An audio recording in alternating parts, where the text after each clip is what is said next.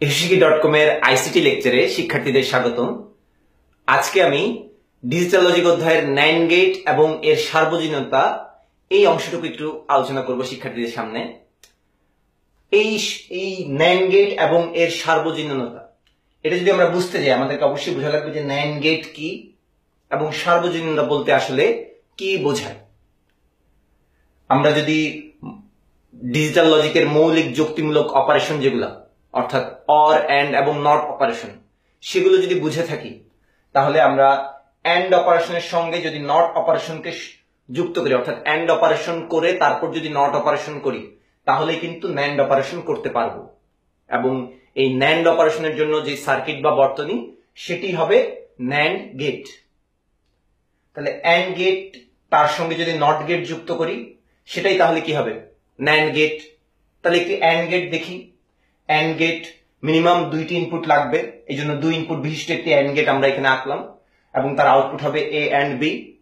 তার আউটপুটের সঙ্গে একটি নট গেট যুক্ত করলাম। নট গেট আউটপুটের সঙ্গে কেন যুক্ত করলাম? কারণ নট গেটে একটাই মাত্র ইনপুট থাকে এবং আউটপুট হয় যে কোনো লজিক গেটে একটি, এই জন্য কোনো গেটের আউটপুটের সঙ্গেই নট গেট যুক্ত করা হয়। এই জন্য এন্ড গেটের আউটপুটের সঙ্গে নট গেট যুক্ত করাতে সম্পূর্ণ গেটটা NAND গেট হিসেবে কাজ করবে। এটাকে আমরা সিম্পলিফাই করে লিখতে পারি এভাবে, অর্থাৎ এই গেটটাই হচ্ছে NAND গেট, যেখানে এন্ড গেটের সামনে এই নট গেটটাকে একটি সার্কেল আকারে দেখানো হয়, বোঝানো যাচ্ছে যে এন্ড অপারেশন এবং নট অপারেশন হচ্ছে এই। তাহলে এটাই হবে দুই ইনপুট বিশিষ্ট NAND গেটের প্রতীক।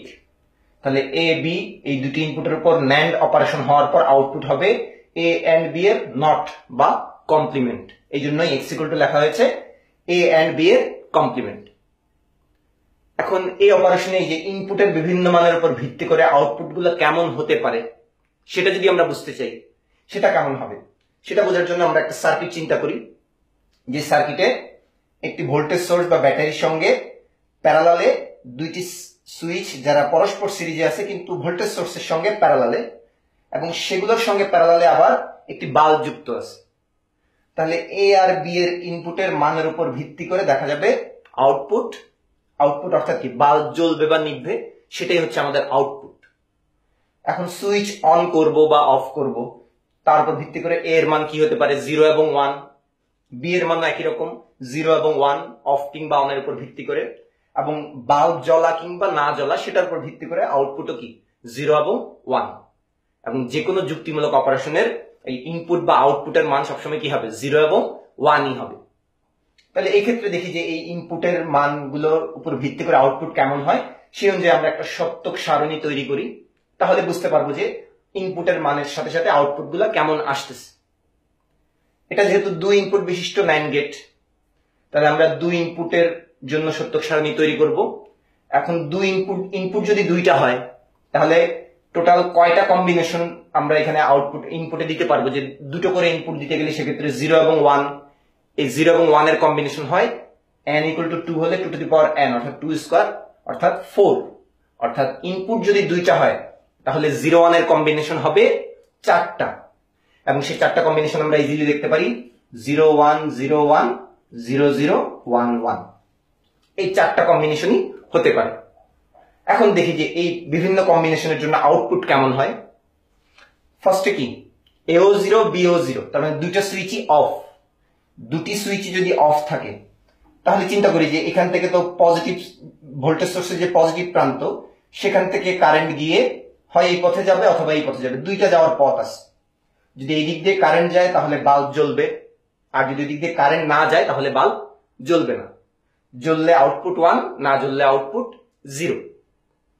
তাহলে দুইটি সুইচই অন, তাহলে দুইটি সুইচে ফার্স্টে কি অফ। তাহলে অফ যদি থাকে তাহলে এই দিক দিয়ে কারেন্ট যাওয়ার এইদিকে তাহলে বর্তনী নাই, মানে যাওয়ার পথ নাই, পথ বিচ্ছিন্ন, সুইচ যেহেতু অফ করা। তার মানে কারেন্ট যাবে কোন দিক দিয়ে, এই দিক দিয়ে গেলে কি বাল্ব জ্বলবে, তাহলে আউটপুট কি আসবে বাল্ব জ্বলার পর আউটপুট হবে 1। তার মানে দুটি ইনপুটে যদি 0 হয় NAND গেটের আউটপুট আমরা পাবো 1। এবং এবার পরের কম্বিনেশনের কথা চিন্তা করি যে 0 এবং 1, এই সুইচটা 0 অর্থাৎ অফ এবং বি সুইচ অন বা 1, তাহলে 0 এবং 1, তাহলে এটা অফ কিন্তু এটা অন, কিন্তু তাতে তো লাভ হলো না, এই দিক দিয়ে তো কারেন্ট যাওয়ার পথ এখনো বিচ্ছিন্ন। তাহলে কারেন্ট কোন দিকে যাবে? ওই দিকেই যাবে। বাল্ব কি জ্বলবে, তাহলে বাল্ব জ্বললে আউটপুট 1। এবার পরের কম্বিনেশনে কি, এ কে অন রাখলাম, বি কে অফ রাখলাম। তাহলে এ কে অন রাখবো, বি কে অফ রাখবো। তাও তো কি এই কারেন্টের এইদিকে যাওয়ার পথ এখনো বিচ্ছিন্ন, কারেন্ট যাবে ওদিকে, বাল্ব জ্বলবে, তার মানে আউটপুট 1। কিন্তু যদি এমন হয় যে লাস্ট যে কম্বিনেশন, দুটো ইনপুটই 1, তার মানে দুইটা সুইচই অন, অর্থাৎ কানেকশন দেওয়া, তার মানে কারেন্ট এই দিক দিয়েও যাওয়ার পথ আছে, এই দিক দিয়েও যাওয়ার পথ আছে। এখানেই ঝামেলা যে কারেন্ট তাহলে কোন দিকে যাবে। আমাদের সবসময় মনে রাখতে হবে যে কারেন্ট সেই পথেই যাবে যেই পথে যেতে তার বাধা সবচেয়ে কম। এখন বাল্ব মানে বোঝায় যে রোধ, যেটা আমরা তড়িৎ বা স্থির তড়িৎ যদি আমরা বুঝে থাকি বা বিদ্যুতের সম্পর্কে আমরা যদি ধারণা থাকে যে রোধ হচ্ছে তড়িৎ প্রবাহ যাওয়ার পথে বাধা, এবং বাল্ব হচ্ছে রোধ দ্বারা তৈরি। তাহলে এইদিকে যেহেতু রোধ বা বাধা আছে, তাহলে কারেন্ট এইদিকে সহজে যাইতে চাইবে না যদি না তার আর কোনো যাওয়ার পথ না থাকে। কিন্তু এখন তো যাওয়ার পথ আছে, যে পথে কোনো রোধ বা বাধা নাই। তাহলে কারেন্ট অবশ্যই এইদিকে যাবে, ওইদিকে যাবে না, কারেন্ট আসবে এইদিকে। তার মানে ওইদিকে যদি কারেন্ট না যায়, তার মানে বাল্ব কি জ্বলবে? জ্বলবে না। তার মানে দুটি সুইচই যখন অন থাকবে, কারেন্ট যাবে এইদিকে, এইদিকে গিয়ে আবার নেগেটিভে চলে যাবে, ওইদিকে কোনো প্রবাহ বা কারেন্ট আমরা পাবো না, বাল্ব জ্বলবে না, যার কারণে আউটপুট 0। এটাই হচ্ছে ন্যান্ড গেট বোঝার জন্য সার্কিট, এবং তার সেই অনুযায়ী সত্যক সারণী হবে এরকম। এবং এটাকে আমরা চাইলে অ্যান্ড অপারেশনের মাধ্যমে কিন্তু বুঝতে পারি, কারণ আমরা কি করেছি, অ্যান্ড অপারেশন করে তারপরে নট করেছি। অ্যান্ড অপারেশনের ক্ষেত্রে আমরা অবশ্যই নিশ্চয়ই এটা দেখেছি যে ইনপুটে যে কোনো একটি 0 থাকলেই আউটপুট হয়ে যায় কি 0, এবং সবগুলো ইনপুট 1 হলে তখনই আউটপুট হয় 1। যার কারণে এই প্রথম 3 কম্বিনেশনে একটা না একটা 0 কিন্তু আছেই, যার কারণে AND operation A and B, সেটার জন্য এই 3টা ইনপুট কম্বিনেশনেরই আউটপুট হবে 0। শুধুমাত্র যখন সবগুলো 1 হবে তখনই হয় 1। এখন এগুলোর জাস্ট কমপ্লিমেন্ট করে দিলে, 0 কে কমপ্লিমেন্ট করলে 1, 0 কে করলে 1, 0 কে করলে 1, এবং 1 কে করলে 0, অর্থাৎ ওভাবেও কিন্তু আমরা বুঝতে পারি। এটি হলো ন্যান্ড অপারেশনের এই যুক্তিমূলক বর্তনী, এবং সেটাকে প্রতীক আকারে যদি আমরা লজিক গেট আকারে প্রকাশ করছি, তাহলে তার গেটটা হচ্ছে এরকম, গেটের প্রতীক, এবং ইনপুটের মানের উপর ভিত্তি করে সত্যক সারণীটা হচ্ছে এটা।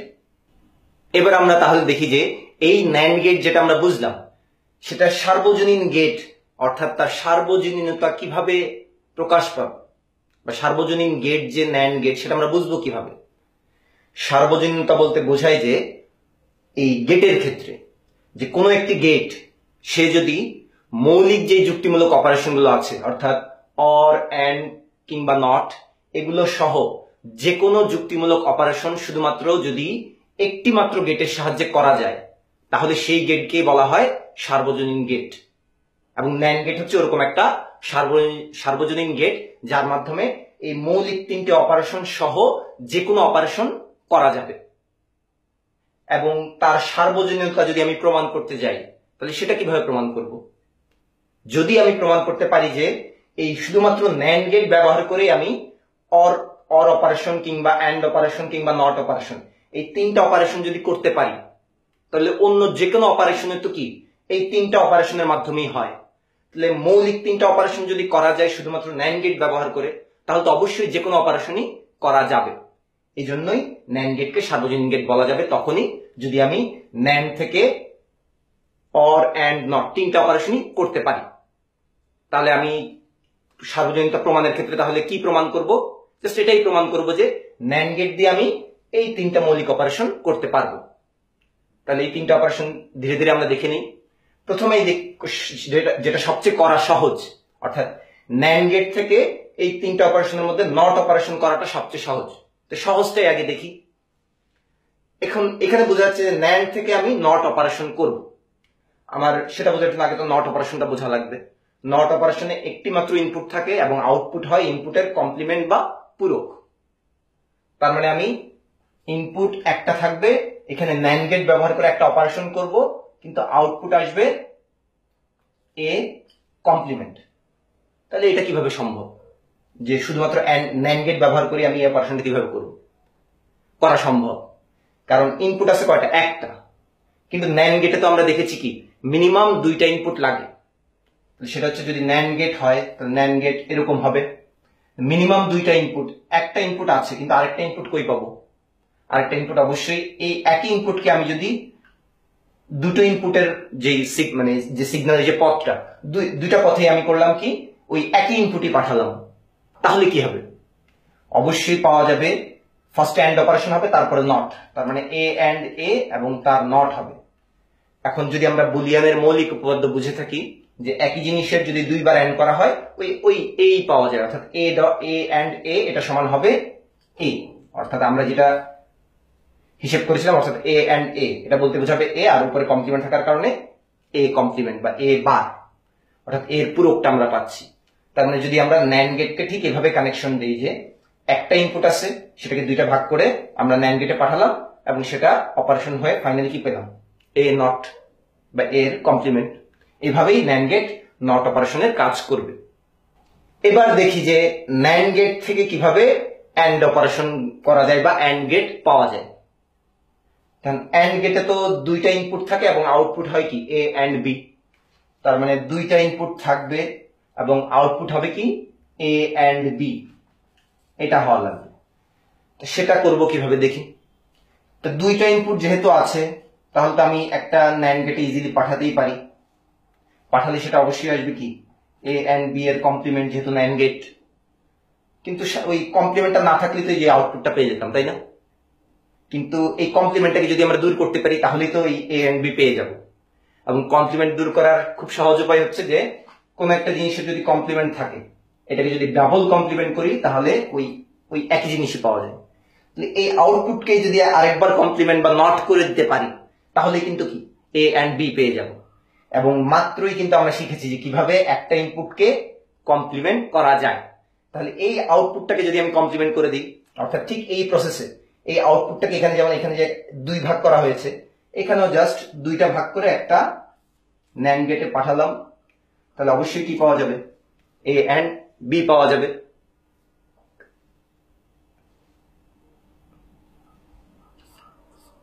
অর্থাৎ এ এন্ড বি, এখানে নট অপারেশন মতো এখানে নট অপারেশন হবে, এ এন্ড বি দুইবার গুণ হয়ে ফাইনালি কি ডাবল কমপ্লিমেন্ট হয়ে এ এন্ড বি আমরা পাবো। এভাবেই কিন্তু কি ন্যান্ড থেকে এন্ড পাওয়া যায়। এবার লাস্ট যে অপারেশন অর্থাৎ ন্যান্ড থেকে অর অপারেশন কিভাবে করব সেটা দেখি। এটা একটু ঝামেলা হতে পারে। কি কারণে? কারণ আমরা দেখেছি যে ন্যান্ড অপারেশনে কি করা হয়, ফার্স্টে এন্ড করা হয় তারপরে নট করা হয়। তাহলে এন্ড মানে তো হচ্ছে এ এন্ড বি, কিন্তু আমার লাগবে কি এ অর বি, অর্থাৎ এন্ড থেকে অরে যেতে হবে, অর্থাৎ যৌক্তিক গুণ থেকে যৌক্তিক যোগে যেতে হবে। সেটা কি কোনো উপায় আমাদের জানা আছে? অবশ্যই জানা আছে। এন্ড থেকে অরে যাওয়ার আমাদের সবচেয়ে যে উপায় যেটা আমরা জানি যে যেটা সবচেয়ে গুরুত্বপূর্ণ একটি উপপাদ্য বুলিয়ানের, সেটা হচ্ছে যে ডি মর্গানের উপপাদ্য। ডি মর্গানের উপপাদ্য এরকম যে একাধিক চলকের অর অপারেশনের কমপ্লিমেন্ট করে সেটাকে আমি চাইলে কিসের সমান লিখতে পারবো? তাদের পৃথক পৃথক কমপ্লিমেন্টের এন্ড অপারেশনের সমান অবশ্যই সেটাকে লেখা যাবে, সেটা ডি মর্গানের উপপাদ্য হতে। কিংবা এন্ড অপারেশনের কমপ্লিমেন্ট করলে সেটা পৃথক পৃথক কমপ্লিমেন্টের অর অপারেশনের সমান হবে। তাহলে এখানেও কি এন্ড থেকে অরে যাওয়া যাচ্ছে, এই যে সেকেন্ড যে রুলটা ডি মর্গানের উপপাদ্যের সেকেন্ড যে ফর্মুলাটা সেটা থেকে কিন্তু যাওয়া যাচ্ছে।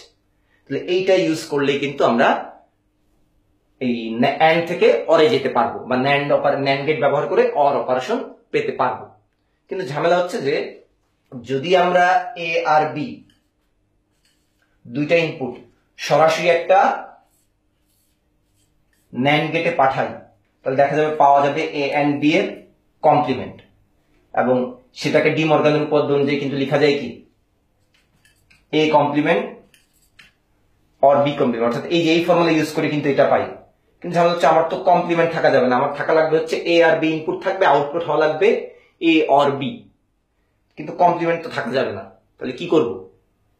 সহজ উপায় হচ্ছে যে কমপ্লিমেন্ট আমরা জানি যে ডাবল কমপ্লিমেন্ট হলে ওই কমপ্লিমেন্টটা চলে যায়, যার শুধু কি এ থাকে।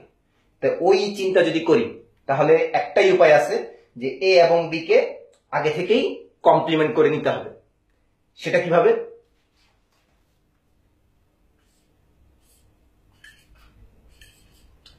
তাহলে এ আর বি কে আগেই কমপ্লিমেন্ট করে নিব কিভাবে? এ কে আগে একটি ন্যান্ড গেটের মধ্যে পাঠালাম, বি কেও একই প্রসেসে 2 ভাগ করে, অর্থাৎ এই যে নটের নিয়মে, ফার্স্ট নিয়মে এ এবং বি কে নট করে নিলাম। তাহলে এখানে পাবো এ বার, এখানে পাওয়া যাবে বি বার। তাহলে এ বার আর বি বারের মধ্যে অপারেশন হবে, এখানে আসবে কি এ বার ডট বি বারের কমপ্লিমেন্ট। তার মানে এরকম যদি হয় তাহলে এই ফর্মুলা ইউজ করলে এখানে এ ডাবল বার আসবে, বি ডাবল বার আসবে, অর্থাৎ ডাবল কমপ্লিমেন্ট। ডাবল কমপ্লিমেন্ট মানে সেটা হয়ে যাবে এ, এটা হয়ে যাবে বি, তার মানে এ অর বি। অর্থাৎ 3টা ন্যান্ড গেট ব্যবহার করছি, যেখানে এ আর বি কে আগেই নট করে নিয়ে তারপরে ন্যান্ড গেটে 2টা ইনপুট হিসেবে পাঠালাম। তাহলে আমরা ফাইনালি ডি মর্গানের উপপাদ্য ব্যবহার করে পেয়ে যাব কি এ অর বি। এভাবেই আমরা ন্যান্ড থেকে অর অপারেশন পেতে পারি। তাহলে পুরোটা একবার রিভিউ দেই যে ন্যান্ড থেকে নট, যেহেতু একটা ইনপুট থাকা লাগবে, একটা ইনপুটকে 2টা ভাগ করে ন্যান্ড গেটে পাঠালে আউটপুট হয়ে যাবে এ ডট এর কমপ্লিমেন্ট, অর্থাৎ এ কমপ্লিমেন্ট। যখন ন্যান্ড থেকে অ্যান্ড করব, ন্যান্ড গেট কোথা থেকে আমরা পাইছি, অ্যান্ড গেটের সঙ্গে নট করে পাইছি।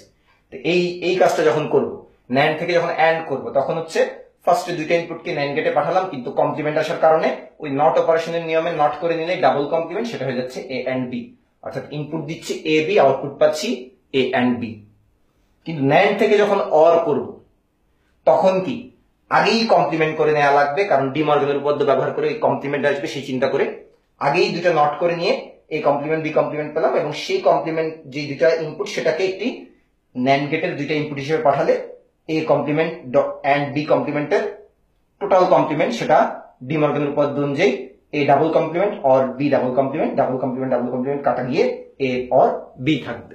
এভাবেই আমরা ন্যান্ড গেট দিয়ে নট অ্যান্ড অর অর্থাৎ মৌলিক 3টা অপারেশনই করা যাচ্ছে। সুতরাং ন্যান্ড গেটকে আমরা বলতে পারি একটি সার্বজনীন গেট।